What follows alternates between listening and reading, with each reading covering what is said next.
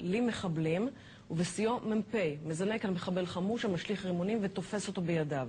צילומי המזל"ט הליליים הגיעו לידי פרשננו על מדויד, נראה תחילת התמונות.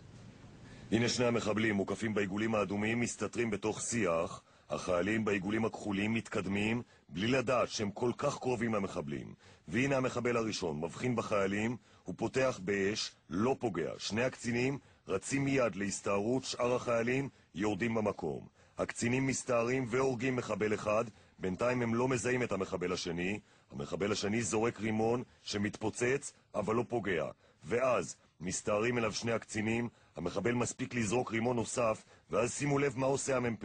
הוא מרים את המחבל מן השיח ומשתמש בו כמגן אנושי מפני הרימון שזרק. הפיצוץ הורג את המחבל, אבל לא את הקצין. בואו נראה שוב את הקטע הזה. הקצין רואה את המחבל, רץ לעברו, המחבל משליך רימון, ואז פשוט בשתי ידיים